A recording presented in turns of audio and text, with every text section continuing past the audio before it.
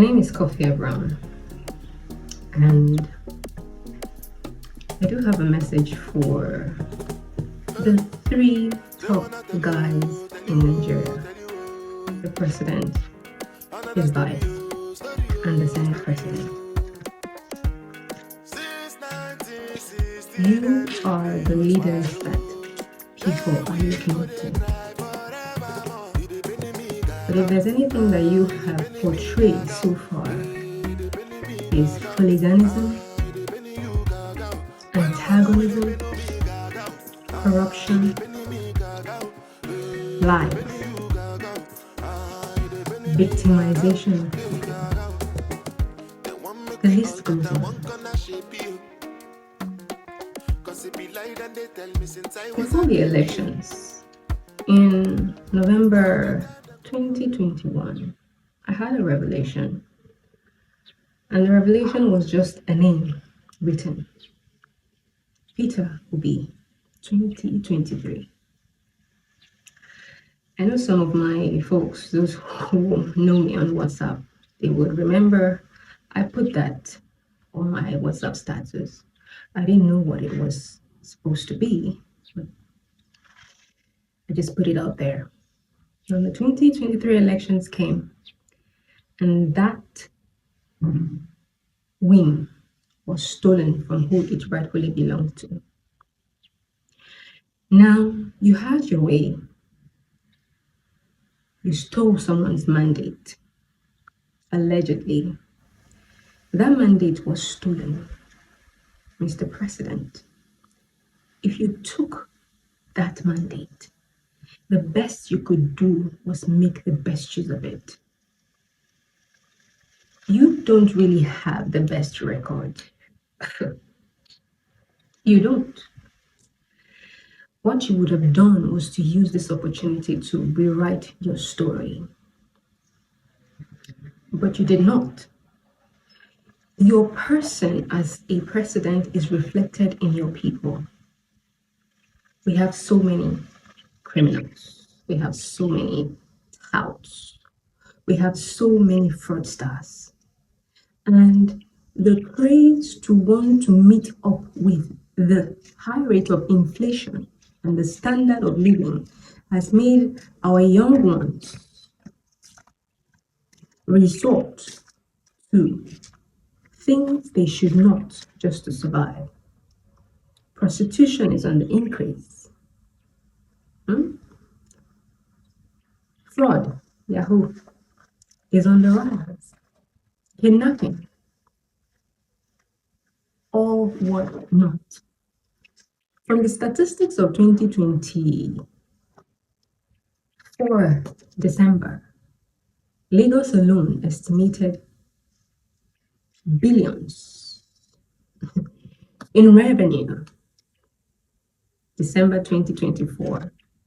And three things stand out.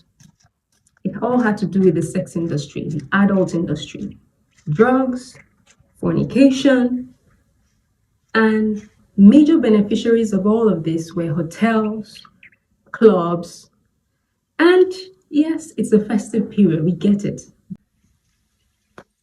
The major revenue that came into Lagos alone for December was approximately 661 thereabout billion. 661 billion dropped into Lagos alone. And from the statistics, most of the revenues were generated from hotels, entertainment, giftings, substance and vices. The list goes on. Sir, what did we do to you? Because it seems like you came in with a vengeance. You spent your resources to get into power. And obviously you're trying to rip the masses to recuperate.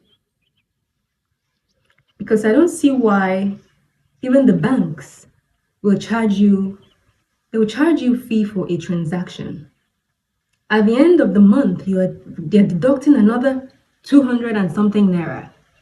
Imagine deducting that amount from over 200 and something million individuals. And don't forget that most individuals have up to 3 or 4 banks. So all this money, where is it going to?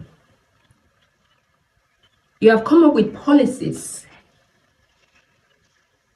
that are meant to, you say they are meant to boost the economy, but so far you have spent about 2 years in office, right? We seem to be going nowhere.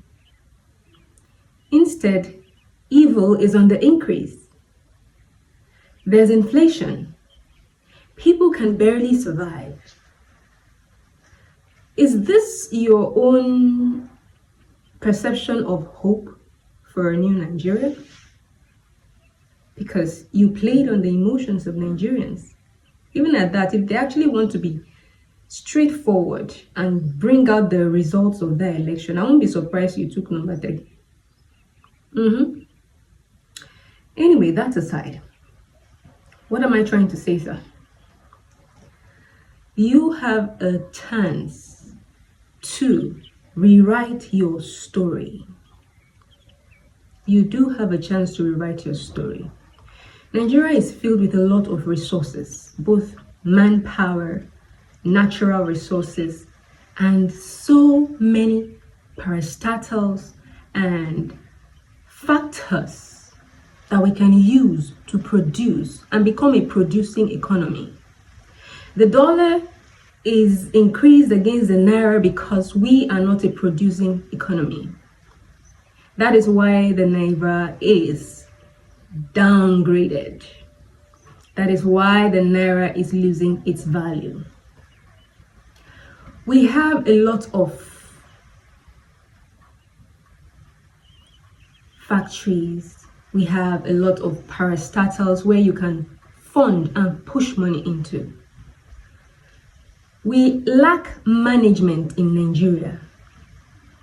Every leader that comes into power is looking for a way to steal money for themselves. Why can't it be different with you, sir? There are places where we can see this money. If you are really going to rip Nigerians like this, let's see it at work. Increase the salaries of every security outfit, from the military to the Air Force, the police, civil defense, every single security parastatal.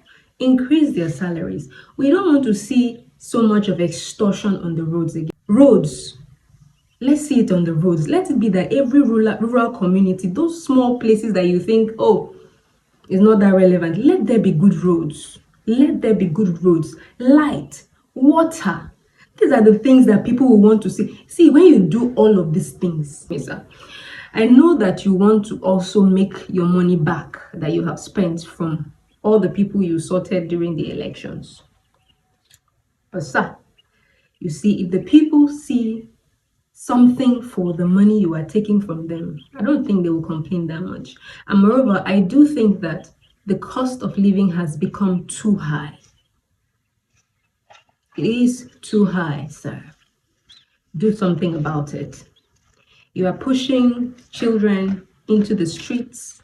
You are pushing young ones into doing things that they shouldn't do just to make ends meet. As for you, man number 2, I think you're just there as a figurehead, because I don't see why you cannot talk to man number 1 and say this thing and this thing is not going right. What are you there for in the first place? From what I see, you and your vice, sir, you guys don't see eye to eye. Is there a reason for that? Why did you pick him as your vice if you cannot rub minds and see how you can move this country to a better place? You said it's a renewed hope. This is not renewed hope, sir. It's not renewed hope. This is treachery on another level. This is wickedness on another level. Man number 3, sir, before I say anything, Now, to man number 3, Senate President Godswill Akpabuyo. Before I say anything, first of all, you are a very generous man. Thank you for the 500K I benefited from you back in 2012. But that does not mean I will not tell you the truth, sir. You made a name for yourself as a governor. And while being there were numerous reports about who you are as a person. Who are we to judge, right? But I think that we have come to this point where it will be wise if you recalibrate on your decisions when it comes to the suspension of Senator Natasha. In my opinion, I think you should be the one to apologize. Apologize to the Senate for bringing so much scandal and so much disgrace to that body. You see, every senator was nominated by their people to represent them. But right now, just because you are the Senate president, you have rubbed off on all of them in the wrong way. Let me use that word. You have rubbed off on all of them in the wrong way. My advice is that you be the one to apologize. Apologize to Natasha. I don't care her history. I'm sure from what I read, she had quite a history. But that notwithstanding, you are the one that is at the top. And people are looking up to you. Even your cabinet is looking up to you. It is left for you to apologize. And if you think she went wrong or she did wrong, after your apology, you take up the case with her. That's what it's supposed to be. Because for you to have gotten to this point, it's because you were careless. You were careless and you let things that should have been handled properly to get out of hand. All I see is oppression. All I see is oppression. All I see is oppression. Why? How do you expect to lead or influence a people when you are antagonizing them? How, Mr. President, Mr. Senator, how do you think you will influence people? You think it's by buying them? Yes, you can buy them, but the fact that you're even able to buy people is because you are insecure in your leadership potentials.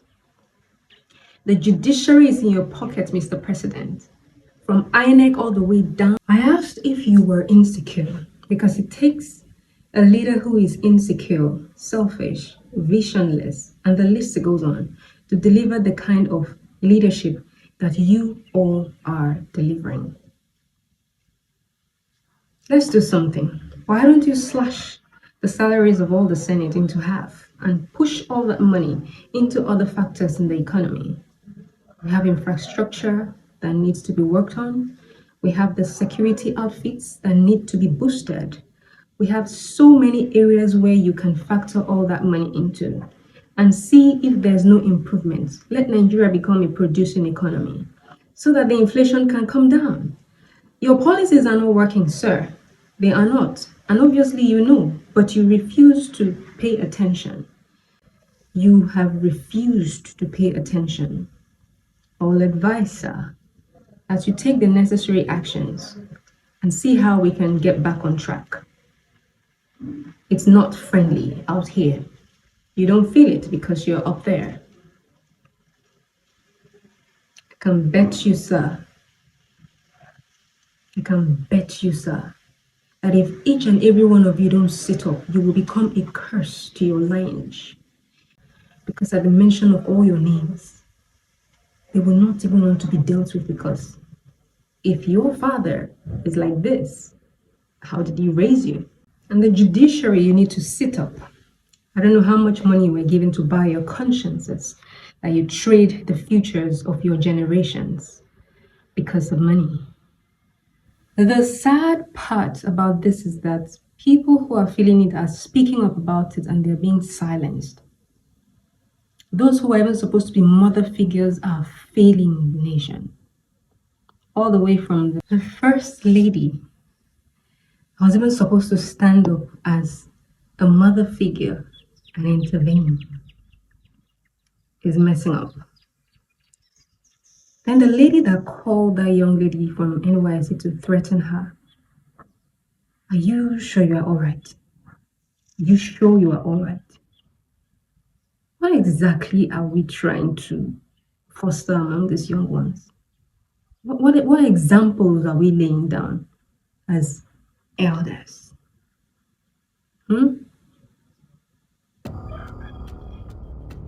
That is, these children or we are not okay. We should just keep quiet and swallow everything that you throw our way, right? But you see, there's only so much that we can take, and this is a ticking time bomb. 1, 2, 3, the president, the vice president, the senate president, amend your ways.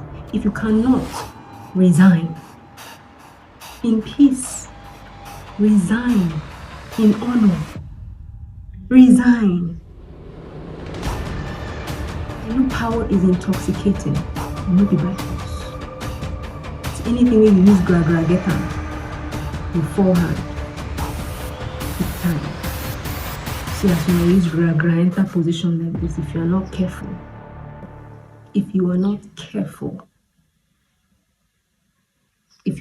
careful, sirs, to be a terrible fall.